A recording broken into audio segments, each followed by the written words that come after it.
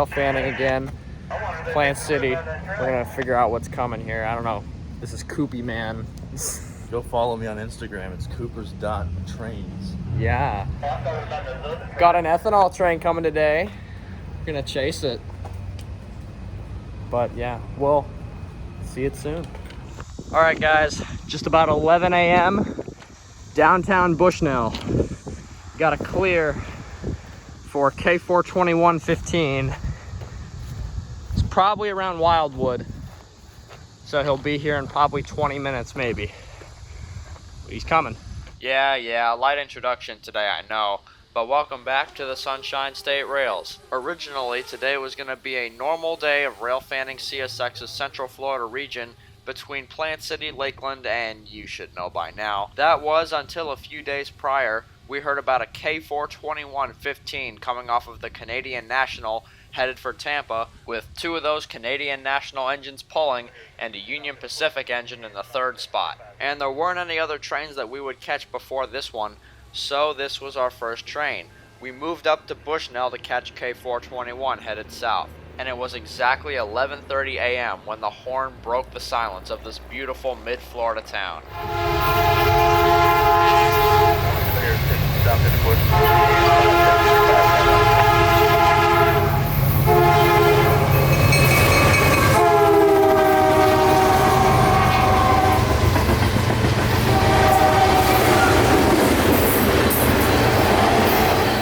More or less, we'd be playing a lengthened game of Duck Duck Goose with the clouds this morning, and the sun happened to be out at this first shot, so we chose the sunny side.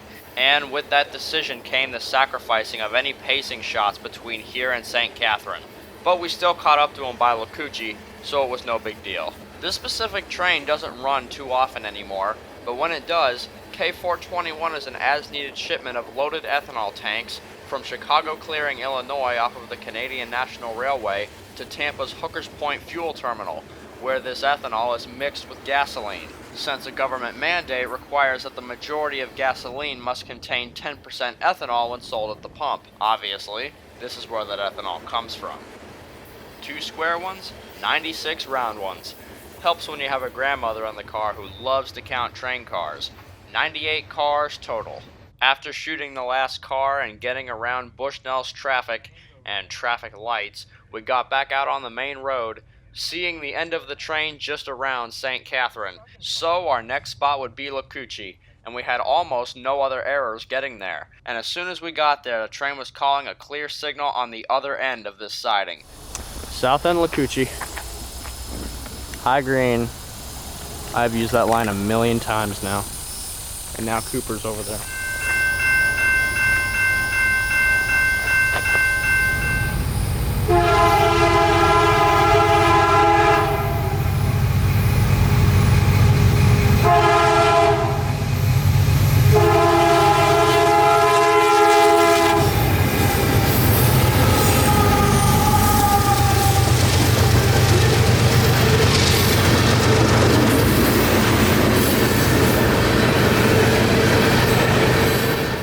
Back on the road, through downtown Dade City, it would be a heavily heightened race to stay with the train as it thundered southward. You will now be looking through my GoPro Hero 7 for these side-by-side shots.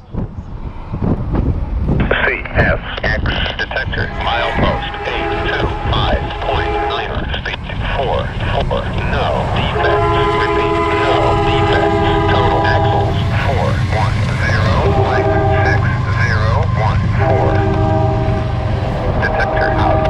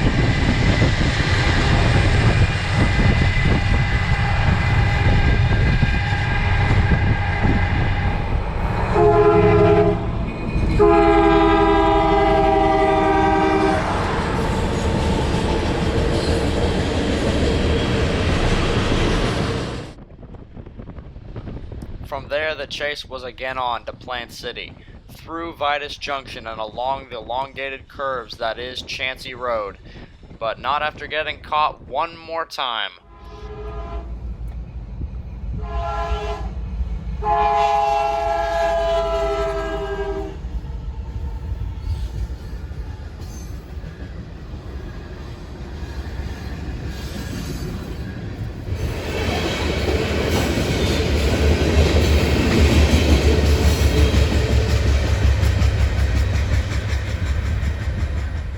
After getting caught a second time at the other Chancey Road crossing, we would catch up to the head end again around Night Siding, only to be blocked by this long string of covered hoppers that are still here. I really hope CSX will move these soon because they're getting in the way, not only of railfan shots, but of dispatchers which try to meet trains in this siding, but can't because a random string of hoppers have been sitting here for almost a year.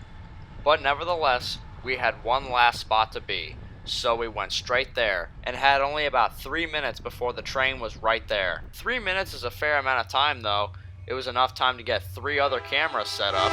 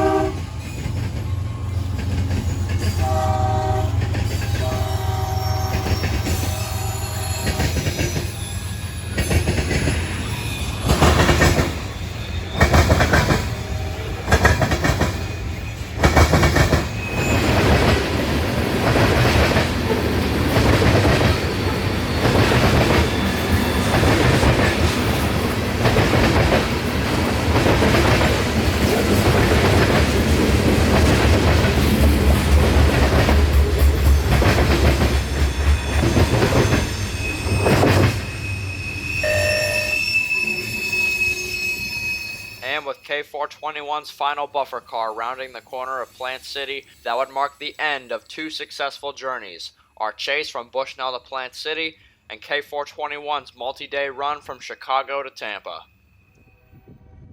After all that, we made our way over to Yeoman Yard in Tampa, and we waited around for an hour or two before 0704 called the dispatcher with a request to build his train and leave Yeoman, cross over to the A line, and then make his way over to the Navy Spur to switch out the Conrad Yelvington Rock Distributors plant up there. Now, a couple of days before this outing, we had a K423 loaded ethanol train come into Tampa with Union Pacific and Canadian Pacific, UP and CP, and it turns out that the power that they were going to use for 0704 today was that Union Pacific leader. So we set up just west of Uceda Yard to catch 0704 departing with his Tampa-bound rock loads. This would be our last train, but with another foreign leader.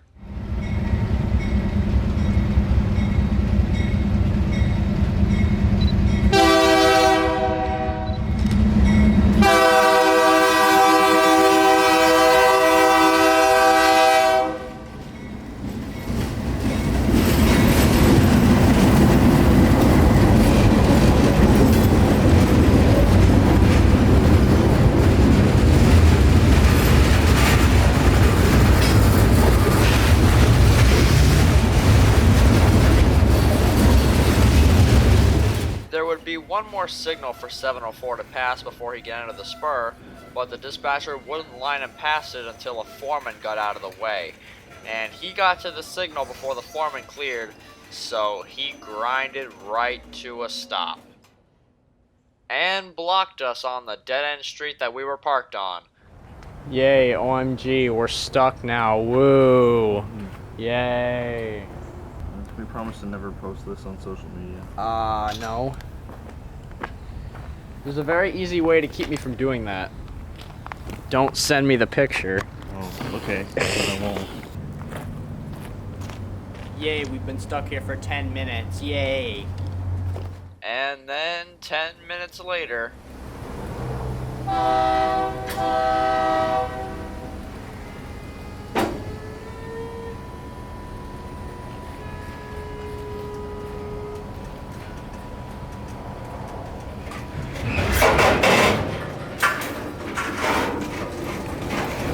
Yay, awesome, the train's moving and I just got back with my bag of Cheetos.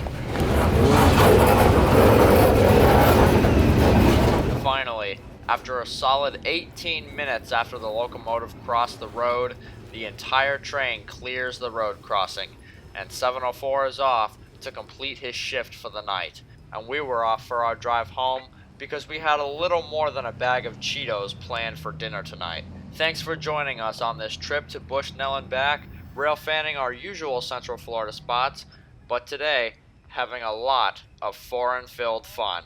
Thanks also to Cooper for coming along. Him and Max made this quite the good day. Thanks everybody for watching, and I'll see you next time on the Sunshine State Rails.